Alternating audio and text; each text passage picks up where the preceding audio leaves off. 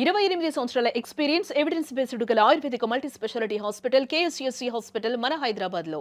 నమస్తే, welcome to Suman TV. నేను మీ సాయి భైరి.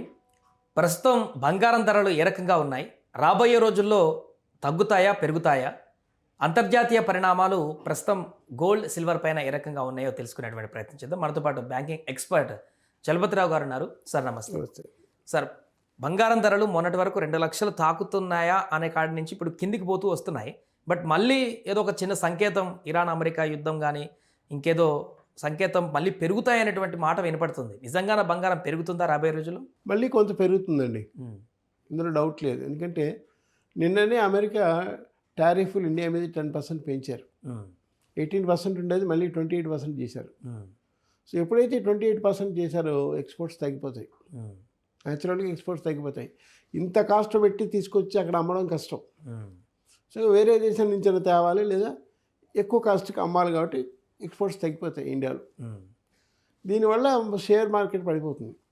ఇప్పుడు 26,000 నుంచి మెల్లగా 25,200కు లేదా 25,000 కన్నా తక్కువకో వచ్చినా కూడా ఆశ్చర్యపడక్కర్లేదు. నిఫ్టీ ఆశ్చర్యపడక్కర్లేదు. సో ఇది ఈ టర్మాయిల్ అంటే ఈ క్లిష్టమైన పరిస్థితి ఉన్నంతకాలం బంగారం పెరుగుతుంది. ఎందుకంటే మనం డాలర్లోనే కొనాలి. డాలర్ ఇప్పుడు 90-50 పైసలు ఉంది. ఈ మెల్లగా మళ్ళీ 91-92కి వెళ్తుంది. ఇందులో 10 పైసలు పెరిగిందంటే అక్కడ గోల్డ్ రేట్ పెరిగిపోతుంది. 10 పైసలు పెరిగినా కూడా ఆ రోజు గోల్డ్ రేట్ పెరుగుతుంది. ఈ డాలర్ అలా పెరుగుతూ ఉంటే ఒక 10 పైసలు రోజుకి, లేదా ఒక 20 పైసలు జంప్ ఇచ్చినాం. అంతకుముందు ఇచ్చింది మనం జనవరిలో చూసాం, ఒకేసారి 30 పైసలు జంపు, 40 పైసలు జంపు అలా వచ్చింది అనుకోండి, అతలాకుతలం అయిపోతుంది. అమెరికా రష్యా ఇద్దరు కలిసి డాలర్లో వ్యాపారం చేయబోతున్నారు. దాని కారణంగా లక్షలోపు పడిపోతుంది బంగారం అనేటువంటి ఒక వార్త వచ్చింది. అలాంటి సంకేతాలు ఏమైనా ఉన్నాయి? అలాంటివి లేవండి. ఎందుకంటే రష్యా అమెరికా వాళ్ళు ఎప్పుడు కొట్టుకోరు. ఇంకోళ్ళు కొట్టుకుని ఎలా చూస్తారు వాళ్ళు, లేదా వాళ్ళు ఆక్యుపై చేస్తారు. వేరే దేశాన్ని వాళ్ళు ఆక్యుపై చేస్తారు తప్ప వాళ్ళు ఏం కొట్టుకోరు. అది జరిగే పని కాదు. రెండోది ఏమంటే అమెరికా యొక్క సార్వభౌమాధికారాన్ని అంగీకరించకూడదు అని భారతదేశం ఒక గట్టి స్టాండ్ తీసుకుంది. ఇది ఎక్కడ చెప్పట్లేదు. అందుకనే మనం యూరోప్తో ఒప్పందం చేసుకున్నాం, రష్యాతో ఒప్పందం చేసుకున్నాం, మన ఫ్రాన్స్తో చేసుకున్నాం. అమెరికా కాకుండా అమెరికా +1 అనేటువంటి నినాదంతో సెంట్రల్ గవర్నమెంట్ పోతుంది. సో దీని ఇంపాక్ట్ మాత్రం మెల్లగా వస్తుంది. కానీ కొంతవరకు పెరుగుతుంది బంగారం. ఇప్పుడు 156-157 నుంచి సుమారుగా 180,000, 170,000, 190,000 దాకా రావచ్చేమో. కానీ ఒకసారి ఈ ఒప్పందం కుదిరి మనం మార్కెట్ స్టడీ అయిందంటే మళ్ళీ అమెరికా దిగి వస్తుంది, తప్పదు. లేకపోతే వాళ్ళ ఎక్స్పోర్ట్స్ మనకు రావు, మన ఎక్స్పోర్ట్స్ వాళ్ళకి పోవు. అక్కడ ఇన్ఫ్లేషన్ పెరుగుతుంది. అక్కడ ఇన్ఫ్లేషన్ పెరిగితే జనాలు దంతారు. ఇక్కడ కాదు. ఇక్కడ 5% కాదు 10% పెరిగిన అడిగి వెళ్ళారు. మా అయితే గవర్నమెంట్ మారుతుంది, అక్కడ అలాగే దించేస్తారు. ఇక మళ్ళీ ఆ పార్టీ ఇంకో 10 ఏళ్ళ దాకా ఎక్కదు. అది పెద్ద ప్రాబ్లం ఉంది అక్కడ. ఆ పార్టీ ఇంకా 10 ఏళ్ళ దాకా మళ్ళీ ఎక్కదు పైకి. అది ప్రాబ్లం ఉంది. కాబట్టి రెండోది ఈయన తూకుడు విధానం అది జనాలకి నచ్చడం లేదు. నేను కింగ్ని అంటే ఎవరు ఒప్పుకోవట్లేదు. కాబట్టి అమెరికాకు వ్యతిరేకంగా ఇండియా తీసుకునే స్టాండు వాళ్ళకి అర్థమైపోయి నేను టారిఫ్లు మళ్ళీ 10% పెంచారు. కొంత ఇంపాక్ట్ గోల్డ్ మీద ఉండేమాట నిజం. ఎంతవరకు ఉండొచ్చు సార్? ఎంతవరకు? 1,70,000 ఆ రేంజ్లో వస్తుంది. 1,80,000 1 మంత్లో ఈ నెల లోపల వచ్చేస్తుంది. ఈ ఫిబ్రవరి 2 నుంచి మార్చి 15 లోపల వచ్చేస్తుంది. 1,80,000, 1,90,000. నేను అంతకుముందు డిసెంబర్ 24 ఇదే ఛానల్లో చెప్పాను 2 లక్షలు అవుతుంది. మళ్ళీ ఒకవేళ అక్కడ దాకా వెళ్ళినా కూడా ఆశ్చర్యపడక్కర్లేదు. బట్ అక్కడి నుంచి మాత్రం తగ్గిపోతుంది. ఎందుకంటే ఇప్పుడు ముహూర్తాల టైం, వద్దన్నా కాదన్నా బంగారం కొంటారు, తప్పదు. అమ్మాయికి ఎంత బంగారం పెట్టారు, ఎంత వెండి పెట్టారు, అబ్బాయికి ఇది అడుగుతారు. వెండి కంచం ఇస్తారా? ఆరిపోతాడు. వెండి కంచం ఇచ్చినా కూడా ఈ రోజుల్లో ఆరిపోతారు. అంటే 1 కిలో వెండి కావాలా? వెండి కంచం అంటే 1 కిలో వెండి ఏం తక్కువ ఉందా? కాదు కదా. ఈ పెళ్ళిళ్ళ సీజన్ కాబట్టి బంగారానికి డిమాండ్ ఉంది కాబట్టి ఈరోజు పెరుగుతుంది. ఇప్పుడు వెండి కూడా 4 లక్షల దాకా పోయి ఇప్పుడు మళ్ళీ కిందికి వచ్చేసింది. అది కూడా పెరిగే అవకాశం ఉందా సార్? వెండి తగ్గుతుందండి. వెండి తగ్గుతుంది, ఇంకా తగ్గే అవకాశం. ఎందుకంటే వెండికి పెద్ద డిమాండ్ లేదు ప్రస్తుతానికి. డిమాండ్ లేదు. అందరూ చాలామంది కొనేసి ఆపేశారు. కొనాల్సిన కంట్రీలన్నీ కొనేసి ఆపేసాయి. బీద కంట్రీలు బంగారం లేకపోయినా వెండి అనే కొన్నారు.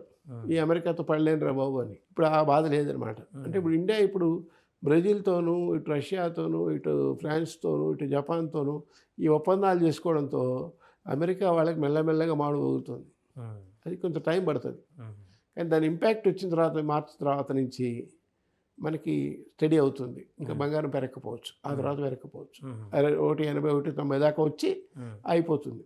ఆగుతుందా మళ్ళీ కిందికి వస్తుందా సార్? అంటే ఒక 5,000, 10,000 అటు ఇటు ఉంటుంది తప్ప ఆ రేట్లో స్టాండర్డ్గా ఉంటుంది. స్టాండర్డ్ ఇంకా పెరగదు, మరి కింద పడిపోదు. ఇంకా అమెరికా కాళ్ళబేరానికి వస్తే తప్ప తగ్గదు. అమెరికా ఒకవేళ కాళ్ళబేరానికి వచ్చింది అనుకోండి, అప్పుడు తగ్గుతుంది. అంటే మార్చి క్వార్టర్ అనేది చాలా కీలకమైన క్వార్టర్. అంటే మార్చి నుంచి జూన్ లోపల ఏం జరుగుతుంది అమెరికాలో అనేది చూడాలి. వాళ్ళు ఏం చెప్తున్నారంటే ఎంప్లాయ్మెంట్ జనరేషన్ పెరిగింది, కొంతలో కొంత ఇన్ఫ్లేషన్ తగ్గింది, పాజిటివ్ ఎఫెక్ట్స్ అక్కడ కనిపిస్తున్నాయి.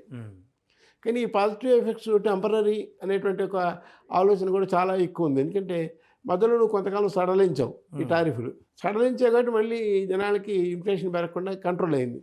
ఇప్పుడు మళ్ళీ ఇన్ఫ్లేషన్ పెరిగింది అనుకో, టారిఫ్లు ఎక్కువైపోయి, ట్యాక్స్లు ఎక్కువైపోతే మరి ఏదైనా కష్టమే కదా, మనం కూడా కొనలేము. కాబట్టి ఆ ఇంపాక్ట్ చాలా హెవీగా ఉంటుంది. సో 1.80 నుంచి 2 మధ్యలో సెటిల్ అవుతుంది. ఇప్పుడు ఒకవేళ నెక్స్ట్ మంత్ ముహూర్తాలు హెవీగా ఉన్నాయి కాబట్టి వాళ్ళు ఇప్పుడే కొంటే బెటర్ అంటారా? ఒక 4-5 రోజులు అవుతా బెటర్? వేరే ఆప్షన్ లేదు. ఇప్పుడు కొంచెం రీజనబుల్గా ఉన్నాయి కాబట్టి ఇప్పుడే కొనేసుకోవాలి. ఇప్పుడే కొనేసుకుంటే రేపు మే 13 దాకా ముహూర్తాలు ఉన్నాయి ఆల్రెడీ. ఈ లోపల కొనుక్కుంటే నడుస్తుంటుంది. జనాలు కూడా తెలుగులో వాళ్ళండి, మనం చెప్పక్కర్లేదు, కొనేస్తారు. ఇవాళ ఏదో తక్కువలో ఉంది కానీ వేళ కొనేద్దాం కొనేస్తారు.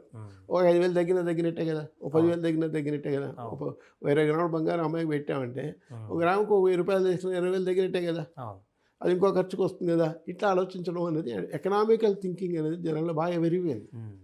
సో అందుకు మాత్రం మనం ట్రంప్ని మెచ్చుకోవాలి. జనాలకి ఎకనామికల్ థింకింగ్ అనేది, దేశాలకు కూడా ఎకనామిక్ థింకింగ్.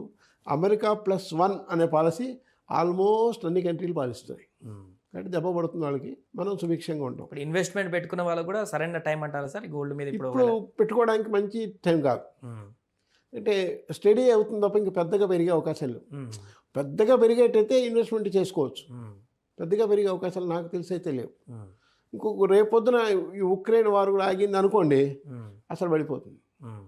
అసలు లక్షలోపు పడిపోయే అవకాశం మళ్ళీ 1,00,000 కాబట్టి 1,30,000, 1,40,000 దాకా రావచ్చు. ఉక్రెయిన్ వారు ఆగిపోతే పడిపోతుంది. మొన్న లాస్ట్ వీక్లో ఇరాన్తో యుద్ధం నడుస్తుందేమో అన్న భయం సృష్టించాడు ఆయన.